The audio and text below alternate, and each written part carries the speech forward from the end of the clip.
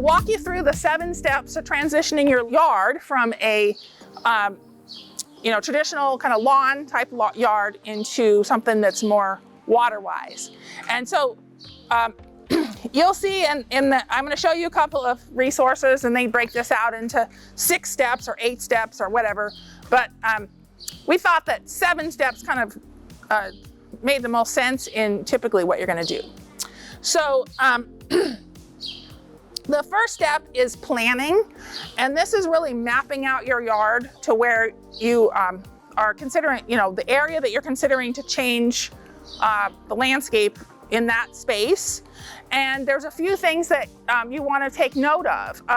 Certain things like access points, like what makes sense to getting to your front door or your back door, or do you need to be able to have a wide enough path to get your trash cans out and things from your side yard, or other things that will impact just the traffic flow in that space. And then also, how are you going to use that space? What do you typically use it for now? What are you planning to use it for in the future? And then as you're also mapping things out, you want to kind of take note of maybe where different utilities are. Are there, on the property that we just did the makeover on, their gas connection and gas line that comes in their house is kind of right front and center ugly. So we wanted to make sure that we disguised that, right? But you also don't want to be digging around their gas line to put something large in there. So trying to get a balance of that. So those are the things that you kind of want to take note of.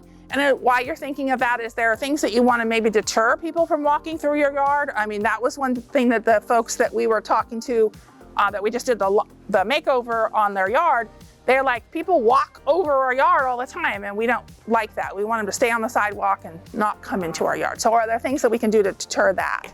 So those are the sorts of things that you might want to be thinking about as you're kind of walking, mapping out your space. The other thing that you want to take note of is, are there trees or other plants that you want to keep? So, even if it's not just a blank slate of a lawn, is there something else that you'd like to keep? Do you want to keep a portion of the lawn? Sometimes there's reasons that you may want to keep a portion of your lawn. One reason may be that the new law that's going into effect, actually went into effect January, but they're not really enforcing it yet, is that you need to have 5 feet around your home in any of these high fire areas, which majority of us live in an area that's either extremely high or high fire area. You need to have 5 feet away from your home with really no vegetation or a very green lawn. So one of the things that CAL FIRE said is that, something that's low and that's a well-watered lawn or something would count, but most of it, they want hardscape or something that's not going to burn, right? So that might be a reason why you kept a little bit of your lawn. Not that I would necessarily recommend that. I probably would choose something else, but that's an option. You also want to determine your sun and shade exposure, and there's several ways you can go about doing that. One is that you can, go out several times during the day and check, see what's under shade and what's in the sun. Take a weekend to do that or something. That may vary by time of year though. So in the middle of the summer, because of the sun angle, wow, it's really coming down now.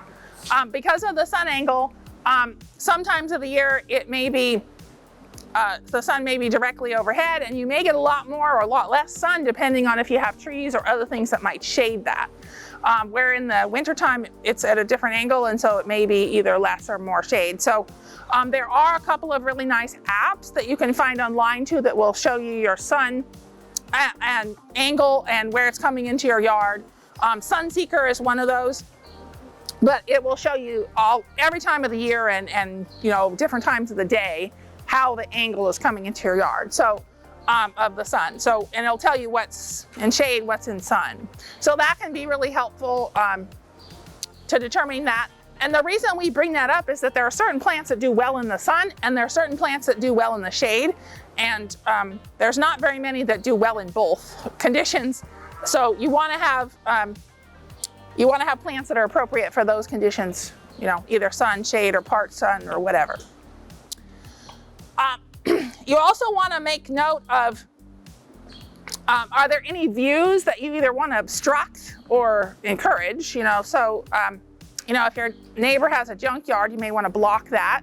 But on the other hand, you might have a really nice view of Mount Shasta or something that you want to be able to see. So think about those sorts of things as you're looking out in your yard as well. And then finally, don't forget to call 811. You want to do that before you start construction, because they will come out and then mark all your utilities of where your utilities come in. So your power, your water, your gas and everything. So you don't accidentally hit something. And you may be surprised. You think you're out in the middle of nowhere and there's a high-speed fiber optic line that goes through your front of your property. I had, and I'll tell you a personal story, but I hired a fencing contractor to replace the fence on my property. And he told me that he was going to call 811 and take care of that, so I didn't worry about it. That was his responsibility. And then I at the time was on the board of the Bella Vista Water District, and I get a text message from the director saying, look at that. And it's this giant geyser that's going up in the air, of like a huge water geyser, and it's my address. And the fencing contractor had hit a major water line while he was replacing the fence. And he's like, well, I didn't change the fence line. I was using the same post holes, the same everything. I didn't think I needed to do it. Well, there's a the water line that feeds my entire neighborhood cuts through my property. It's not even on the right of way. It like cuts through a big chunk of my property, which I didn't know. I lived there before, but no one's ever had to repair the water line or anything. But so that's just a story of, you may think, hey, I'm just digging right where there's a hole. He went a little deeper than the hole before, and there was the water line, right? Cut my whole neighborhood off of water. It cost him about $1,200 to have that repaired. And I'm sure he passed that cost on to me, though, it's like, great. So, but that's just, an example of something that if you don't call, you don't know what's going on. So definitely call them. You want to give them at least a couple days to do that. It's actually, you can call them or you can do it online. It's quite easy now. It used to be you had a kind of a long process, but now it's all online. They actually tell you online when different utilities have come and checked. So they'll give you a list of the utilities that are in your area, and then they'll also give you an online list of the utilities as they come and check them. So you can find out. Yes? Is that a free service? It is absolutely a free service, yes. So yeah, it's free, and it'll save you in the long run. So definitely do that. I would suggest like at least a week ahead of time. They do say 2 days, they'll expedite it for you, but really, they really like it if you give them at least a week. And you can do it a couple of months in advance because they spray paint the stuff there, so it lasts for a while. So, you don't have to wait and do it right before you're gonna start.